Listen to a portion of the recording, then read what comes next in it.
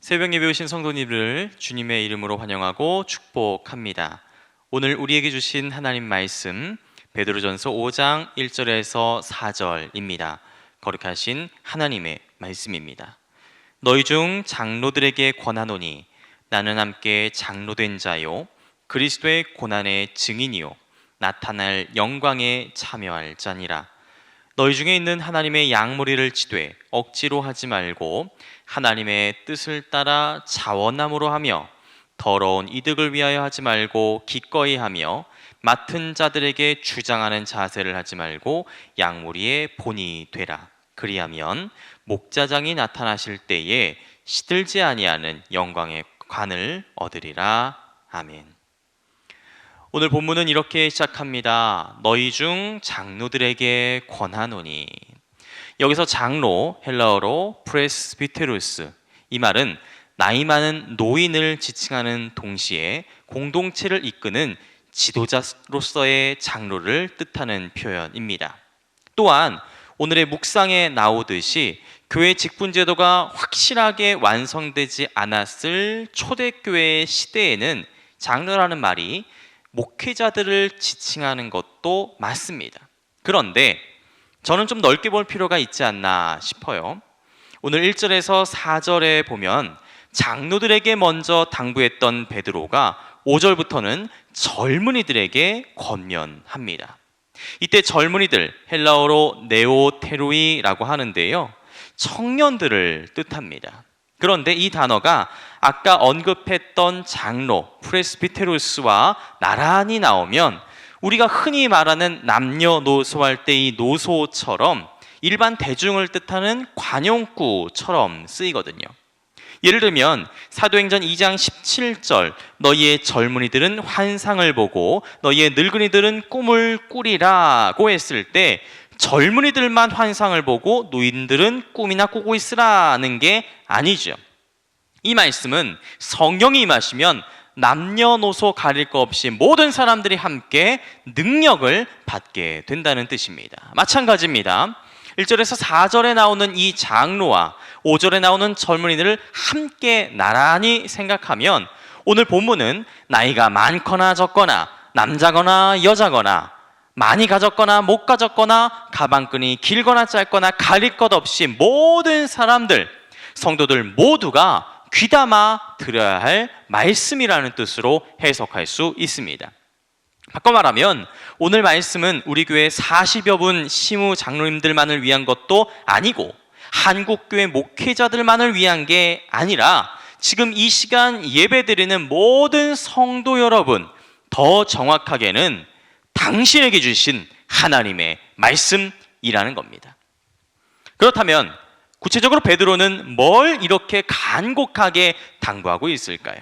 크게 네 가지로 설명할 수 있습니다. 먼저 억지로 하지 말라고 합니다. 성도들이 서로를 대할 때 억지로 착한 척 하지 말고, 억지로 은혜 끼치려 들지도 말고, 억지로 사랑하는 척 애쓰지 말라는 것입니다. 그건 가식이요 위선이며 신앙적으로도 무리하는 거죠. 무리하면 망가지게 되어 있습니다.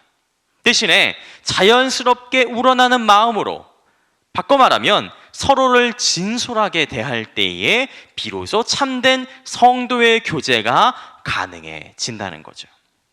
두 번째로 자원함으로 하며 자발적인 마음으로 하랍니다.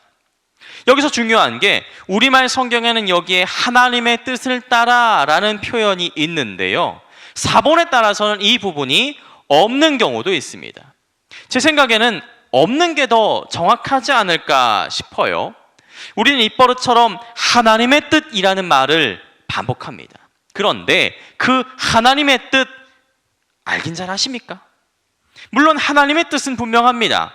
하나님을 사랑하고 내 이웃을 내 몸같이 사랑하라.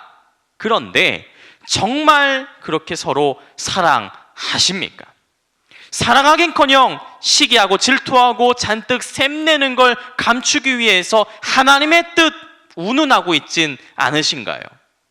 나조차도 잘 모를 하나님의 뜻 핑계대지 말고 그저 스스로 솔직해져야 하는 거죠. 남에게 기쁨을 주기 위해서는 내가 먼저 기뻐야 합니다. 내 마음에 기쁨이 있고 내 마음이 즐거울 정도로만 사랑하고 교제하고 언신해도 충분합니다. 그게 자원함으로, 자발적인 마음으로 사랑하는 것이지요. 그 다음, 더러운 이득을 위하여 하지 말고, 그러니까 신앙생활에 다른 의도들 끼워넣지 말라는 겁니다. 예를 들면 성도들에게 보험 받을 생각, 투자 당겨올 생각, 심지어 고스톱 칠 생각, 그런 다른 생각들을 가지고 서로를 대하지 마시고 그저 사랑할 땐 사랑만 하고, 묵상할 땐 말씀 묵상만 하고, 교제할 땐 최선을 다해서 기쁘고 즐겁게 교제만 하라는 뜻이지요. 마지막으로 주장하는 자세를 하지 말고, 그러니까 남을 지배하거나 군림하거나 내 뜻대로 휘두를 생각하지 말라는 겁니다. 요즘 구설수가 되는 이른바 교회 내의 가스라이팅, 그러니까 신앙을 핑계로 다른 사람들을 교묘하게 억압하는 나쁜 놈들이 많습니다. 사도 베드로는 어떤 이유로든 남들을 억지로 굴복시키려 하지 말라고 아주 강력하게 경고하고 있습니다.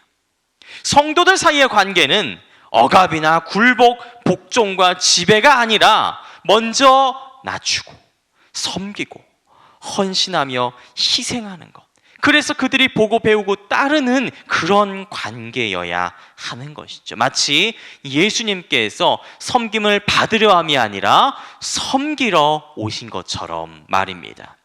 그렇게 겸손하신 예수님을 따라서 우리도 겸손하게 서로를 존중하고 희생할 때에 이미타치오 크리스티, 그리스도를 본받는 삶이 시작되는 것이죠.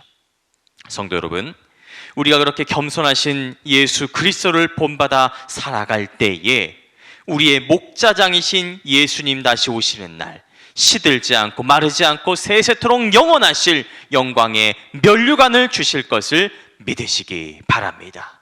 그 믿음으로, 그 마음으로 오늘 모든 성도들, 그리고 이웃과 함께 진심으로 사랑하고 겸손하게 희생하며 그리스도를 본받는 하루가 되시길 간절히 바랍니다. 기도하겠습니다. 하나님 감사합니다. 우리가 서로를 진솔하게 대하고 기쁨과 즐거움으로 사랑하며 겸손하게 낮출 때에, 섬기고 희생하며 살아갈 때에 우리의 본이 되신 예수 그리스도를 본받아 살아갈 수 있음을 믿습니다. 우리가 그렇게 살아갈 수 있도록 도와주옵소서. 감사합니다. 예수님의 이름으로 기도합니다. 아멘.